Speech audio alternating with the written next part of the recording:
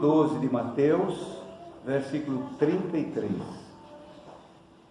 Ou fazei a árvore boa e o seu fruto bom, ou a árvore má e o seu fruto mau. Porque pelo fruto se conhece a árvore. Raça de víboras, como podeis falar coisas boas sendo maus? Porque a boca fala do que está cheio o coração. O homem bom tira do tesouro boas coisas, ou do tesouro bom coisas boas, mas o homem mau do tesouro mau tira coisas más. Digo-vos que de toda árvore frívola que produzem os homens, dela darão conta no dia do juízo. Digo-vos que toda palavra frívola que proferirem os homens, dela darão conta no dia do juízo. Porque pelas tuas palavras serás justificado, e pelas tuas palavras serás condenado. Meu Deus. Sempre, irmãos. Isso está escrito na palavra de Deus, irmãos, e nós não podemos fugir destes ensinos que precisam ser passados para todos nós nesses dias maus que nós estamos vivendo. Não podemos deixar de observar o que está acontecendo cada vez mais acentuado. Há um tempo passado, as pessoas faziam as suas projeções, o cientista, o sábio, o político, faziam suas projeções, calculavam, faziam seus cálculos, sempre dizendo, nos anos 2020, nos anos 2030, lá nos anos 2035, parece que pararam por aí, não é? E agora, 5 meses, 1 ano, já faz diferença para eles. Isso não poderia ser anunciado agora, somente daqui uns 5 meses. O que é isso? As coisas começaram a correr muito rápido. O Senhor está recolhendo o tabernáculo da oportunidade que há sobre a terra,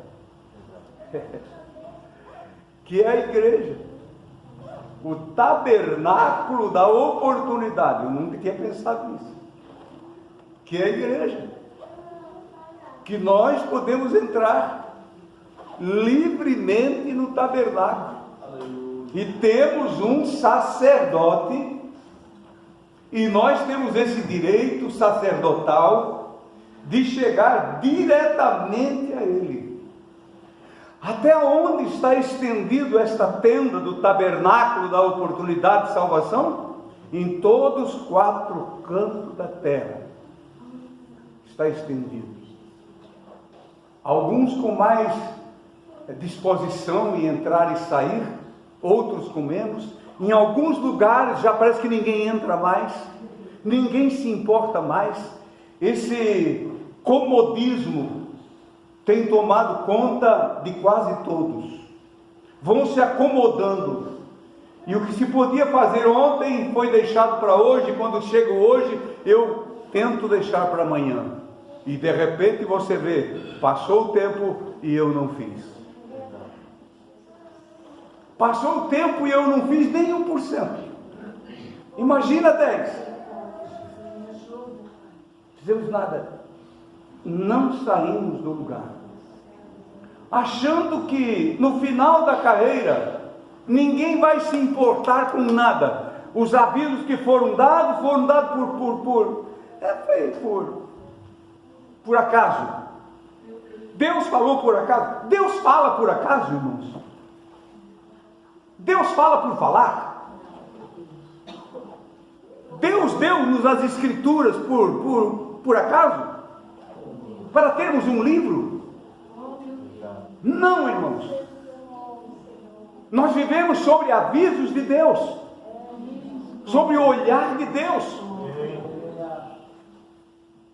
como se Ele vigiasse nossos passos dia e noite, e vigia.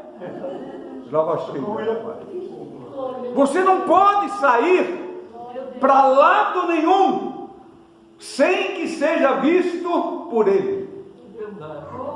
E muitas vezes, quase sempre, nós não queremos ser dirigidos por Ele. Deixa eu andar sozinho. Eu aprendi a andar sozinho. Eu falo o que eu quero falar. Eu vou produzir o fruto que eu achar de produzir. Eu vou me apresentar do jeito que eu achar melhor. Deixa eu me virar sozinho. Olha, minha irmã, teve um povo. Esse menino não anda no corredor. Então teve um povo que chegou a dizer: Deus, tu, do jeito que tu queres nos manobrar, tu não vais conseguir, deixa nós por conta. Foi um dos profetas dos Salmos que profetizaram, não lembro qual deles. Deixa nós fazer por conta, deixa nós, para ver se nós não vamos conseguir. O Senhor diz lá a expressão bíblica: o Senhor se riu deles. Vocês vão andar sozinhos? Vocês vão conseguir chegar aonde? Qualquer tormenta, qualquer anúncio de chuva, qualquer anúncio que o rio vai subir, todo mundo fica, está cheio de notícias desencontradas, está cheio de pessoas apavoradas, tudo apavorado, dá medo. É verdade, porque nós já vimos a nossa cidade tomada pelas águas, e sabemos o que é isso. Se eu não sofri na pele, mas vi muitos irmãos sofrendo, e naqueles dias eu sofria junto com eles, dentro da água. Quem não vai lembrar disso? Nós lembramos. Há motivo de vivermos assim, mas hoje, irmãos, quantas notícias desencontradas, quantos crentes desinformados, totalmente desinformados sobre os últimos dias. Coisas mínimas eles vivem perguntando para a gente. Hoje uma irmã me ligou, perguntou para mim, ela é de longe, é crente, se o jejum de 2 horas servia, porque ela toma um medicamento. Se servia o jejum dela de 2, se Deus iria aceitar o jejum dela de 2 dias, o que os irmãos acham que eu ia dizer para aquela senhora?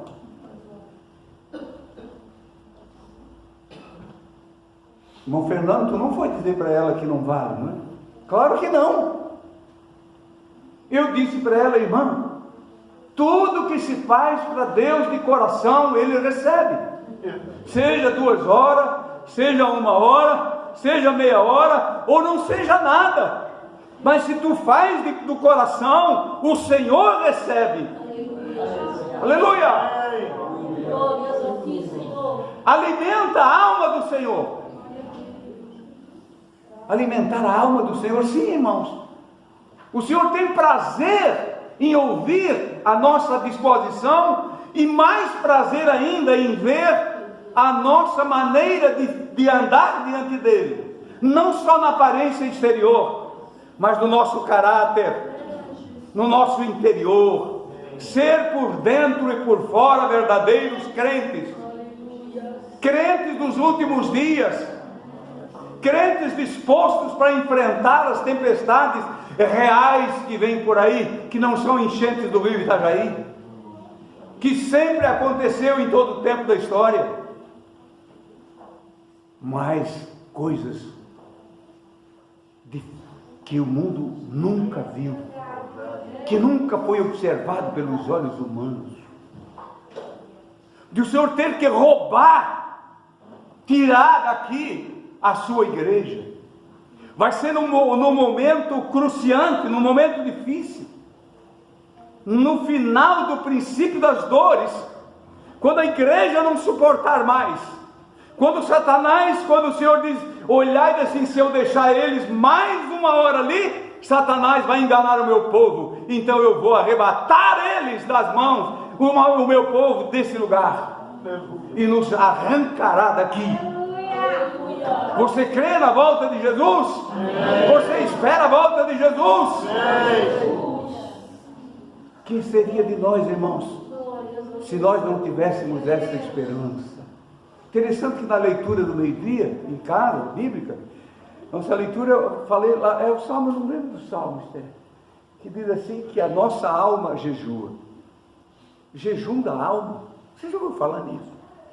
A alma jejuar, pastor Hélio? A alma jejua.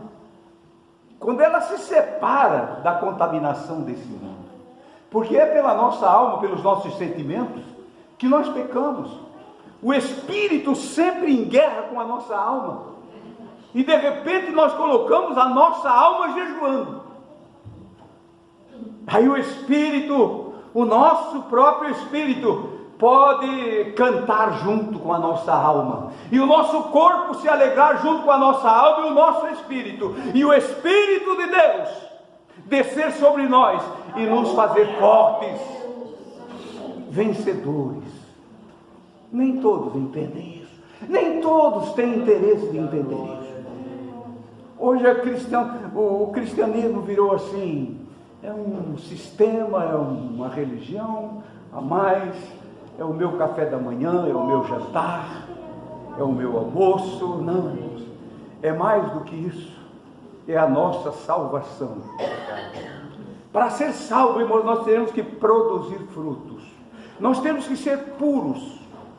Pode, diz aqui a Escritura, palavras do Senhor Jesus: ou fazei a árvore boa e seu fruto bom, ou a árvore má e o seu fruto mau, porque pelo fruto se conhece a árvore. Ou fazei, não está falando de pé de laranjeira ou de qualquer uma outra árvore frutífera, mas está falando de nós. Ou seremos crentes verdadeiros, ou seremos crentes falsos. Não vale a pena, irmãos. Não vale a pena. Se for para não produzir fruto do Espírito, não vale a pena. E o mais interessante que nós achamos dentro desse contexto todo, é que tem gente que diz que tem dons espirituais, mas não produz fruto do Espírito. Eu fico imaginando, mas como? Recebeu dons espirituais e não produz nada? Eu preciso produzir. Eu preciso ter essa boa qualidade diante do meu Senhor, do provedor de todas as coisas, para eu receber dele o necessário. Ou parece que nós estamos tratando de um Deus cego que não entende as coisas, que qualquer um chega e manipula o próprio Deus. Não! Deus é Deus. Ele é onisciente e onipotente, sempre foi e sempre será, está sobre todas as nossas vidas, está entre nós. Ou fizemos, ou nos apresentamos como árvores boas, com bons frutos, ou nos apresentamos como árvores más, com maus frutos. Pronto, eu não vejo, mas ele vê. Tu não vê os meus frutos, mas ele vê. Tu não vê o meu interior, mas ele vê. Eu não vejo o teu interior, mas ele está vendo. Aleluia! Ele está vendo tudo. Pai querido, é verdade. Como é que nós vamos escapar disso, irmãos? Como é que eu vou ser um irresponsável de ter um rebanho pequeno diante de mim ou grande e não me importar com a vida deles? Como ovelhas sem pastor. Jesus curava todo mundo, dava comida, mas de repente ele olhava assim e tinha compaixão delas. Por quê? Porque olhava para elas como ovelhas sem pastor. Meu Deus, elas comeram na minha mão, foram curadas por mim, mas ovelhas sem pastor. O que significa uma ovelha? O que é um rebanho? É um rebanho que está sendo levado, um rebanho que está sendo conduzido num caminho. O Espírito Santo tem esse papel fundamental na igreja. Alguém com certeza já viu um cão pastoreiro, aquele que cuida das ovelhas, como ele trabalha. As ovelhas vão pelo caminho, uma vai subindo para lá, ele corre lá e traz aquela para o caminho, ele está de lá, ele olhou a outra lá, está saindo, ele corre, parece que salta por cima das outras, e vai lá e vai trazendo para o caminho, sem ninguém mandar. Isto é a função do Espírito Santo. O profeta Isaías disse que por trás dele ele ouvia uma voz dizendo: este é o caminho, andai nele, sem te desviar para a esquerda nem à direita. Olha aí o Espírito Santo olhando para você. Aleluia. Olha o Espírito Santo olhando para você. Quantos chacoalhões, irmãos, quantos chega para lá que eu já levei do Espírito Santo? Quantos vezes assim, cala a boca, não fala mais dessas coisas. Simples gestos que a gente faz, o Espírito Santo diz: não faz mais isso, não diga mais isso. Na hora, irmãos, quando você está produzindo bom fruto, o jardineiro sempre está ali com a tesoura armada. Se tu não produzir, eu corto. Se tu não produzir mais, eu vou cortar. Se tu está dando bastante fruto, eu vou limpar, que você vai produzir muito mais fruto. Mas se tu estiver produzindo pouco, cuida para produzir mais, caso contrário, eu vou cortar. E ele prossegue aqui, no versículo de número 34. Ele usou aqui as palavras de João Batista. Mas João Batista tem uma boca pesada? Sim, e Jesus também. Ah, mas pastor, tem uma boca muito pesada. Não, os irmãos me conhecem há muitos anos. Nada. Eu não tenho particularmente nada a ver com a vida de ninguém. Nada. Absolutamente nada. Eu preciso é cuidar de mim. Mas aqui está uma palavra. E o Senhor levanta homens.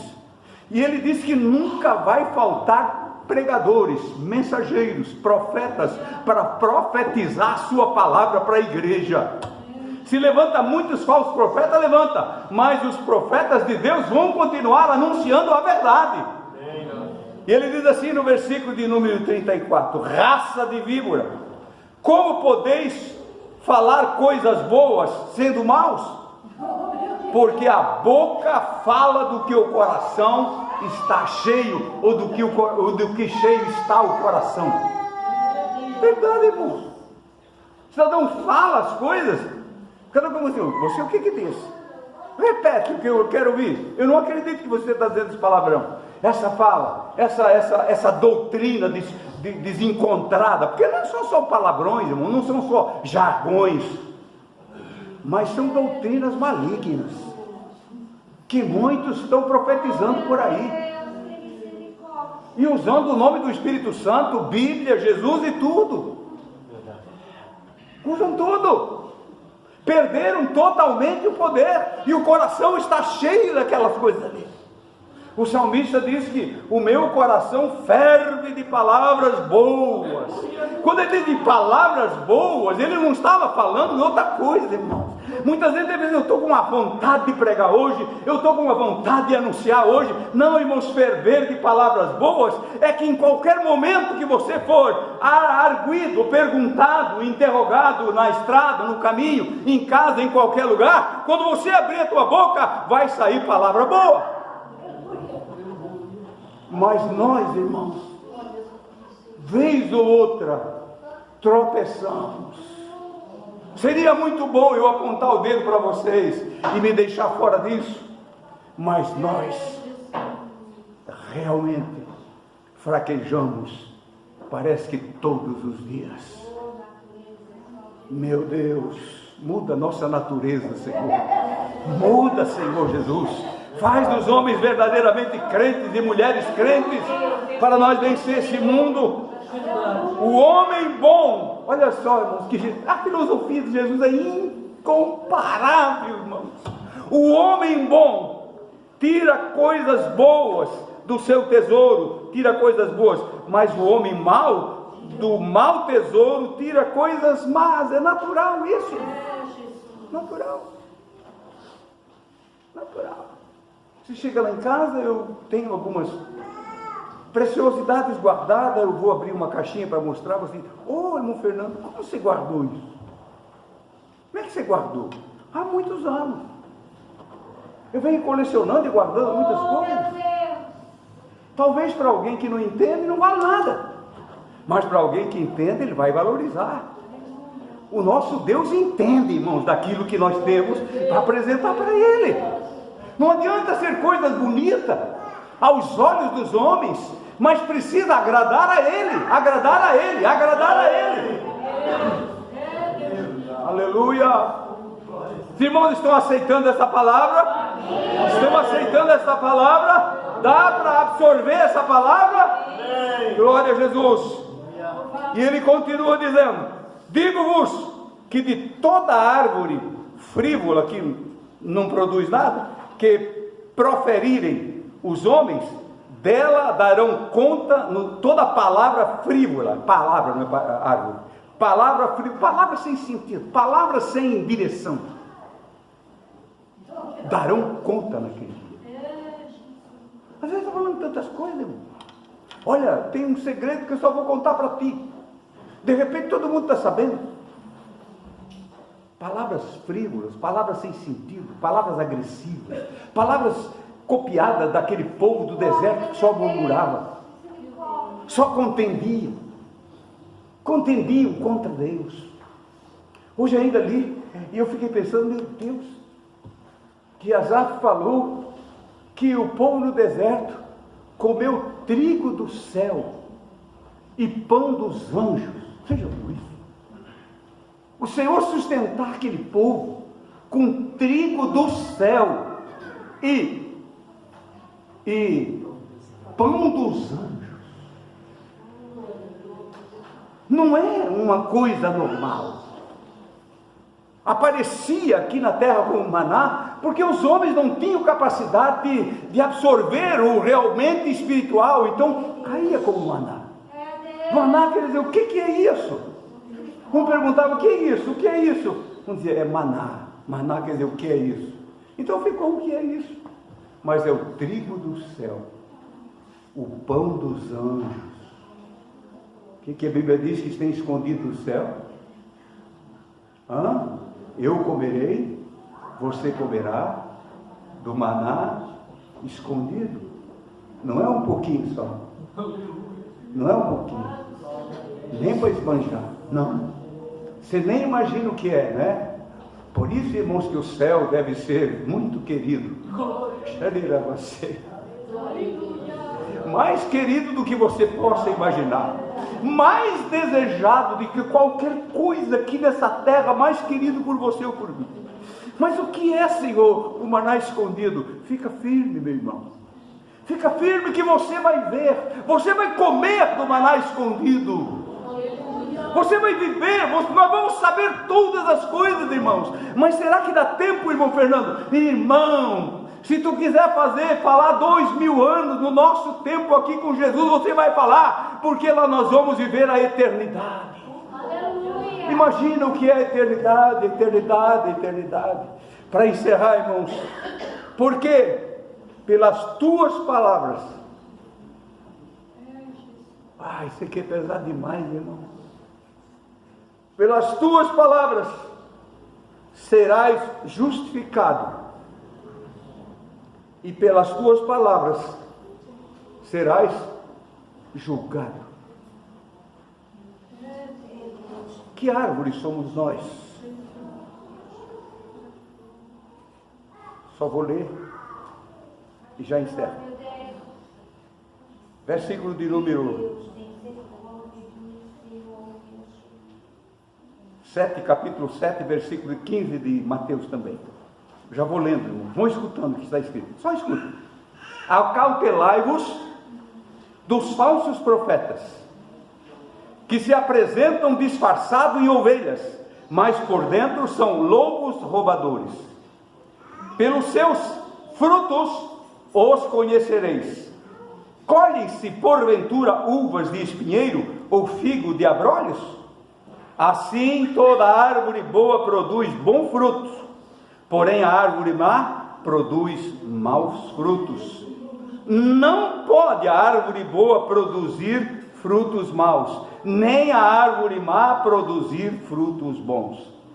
Toda árvore que não produz bom fruto é cortada e lançada no fogo. E o último versículo diz assim: assim, pois, pelos seus frutos os conhecereis. Nós podemos, irmãos, não é necessário você cair na mão de um falso profeta, não, de falsos ensinos, de coisas que por um determinado tempo eram desprezadas e eram ditas para todos que não fazia bem para a igreja, e nunca fez. E os homens de Deus sempre falaram, mas de repente as coisas vão mudando. Assim como mudou, irmãos, a ciência rapidamente, assim a depravação entre o povo, chamado povo de Deus, também mudou para o pior. Em vez de crescer, diminuindo. Em vez de produzir mais frutos, estão dando menos frutos. Frutos de má qualidade o Senhor não aceita. Veja o que aconteceu com Caim. A gente não sabe e não dá para afirmar se os frutos eram de má qualidade, mas ele era um homem de má qualidade. De má qualidade. Ofereceu e o Senhor não recebeu o sacrifício dele, enquanto do irmão Abel, do seu irmão Abel, o Senhor recebeu com alegria. E o que aconteceu, irmãos, com o homem que tirou do seu mau tesouro coisas más? E o Senhor ainda pergunta para ele, olha a boca desse homem como estava, o coração dele estava cheio do quê? Por que está descaído o teu semblante? Aonde é que está o teu irmão? Olha o que esse indivíduo respondeu para o Senhor. O que ele disse? Sou porventura cuidador do meu irmão? Por essas palavras, Caim será julgado. Palavras frívolas, palavras más, malignas. Porventura sou eu o cuidador do meu irmão? E ele convidou meu irmão, vamos para o campo, vamos passear? Levou o irmão para o campo para matar o próprio irmão. Já tinha matado nessa altura. Então, irmãos, a palavra não tem faltado entre nós. Nós vamos tomar a ceia, isso é um ato simbólico. É um memorial. Não vai mudar nada se você tomar isso só por um costume. Não vai mudar nada. Eu tomo a ceia como um ato de louvor ao meu Deus, de sublime louvor. Desse Senhor, eu estou te louvando, eu estou te agradecendo, ó Deus, por este pão e por este cálice. Eu estou te agradecendo, eu estou te louvando. É esse o ato de Santa Ceia. Por isso que Paulo, escrevendo aos Coríntios, capítulo de 11, na primeira carta, que nós devemos saber o que estamos fazendo. Não lance a tua mão no prato, se você não está bem com o Senhor. Porém, se tu der crédito à voz dele, fala contigo, ele vai te dar condições boas para você, para eu participar com alegria da Santa Ceia. Vamos ficar em pé. Glória a Jesus. Bendito é o nome do Senhor. Entenderam a palavra, irmãos? Creio que sim. Foi bem clara, sempre clara a palavra de Deus. Guarde-a no teu coração, firme-a no teu coração, para você não pecar contra ele. Porque os mesmos problemas, as mesmas dificuldades que você tem, eu também tenho. Senhor Jesus, nosso querido Mestre, aleluia, as tuas palavras são inconfundíveis, ó Pai, as tuas palavras são incomparáveis. Pai de amor, nós já fomos crianças, jovens e hoje velhos, mas nunca vimos nenhuma palavra tua cair por terra, ó Deus, mas as nossas palavras como raça de víboras que somos. Sim, Pai. Assim como tu trataste, João Batista também chamou raças de víboras. Homens e mulheres irresponsáveis. Mas nós precisamos nessa noite, ó Pai, da tua misericórdia. Aleluia! Da tua misericórdia, Jesus. Da tua misericórdia. Que o teu amor e a tua glória, Jesus, venha, Senhor, estar sobre nós, Jesus, de uma maneira gloriosa e santa nesta noite e sempre. É o que nós te pedimos em nome de Jesus. Amém e amém. Deus abençoe, irmãos, na santa paz do Senhor.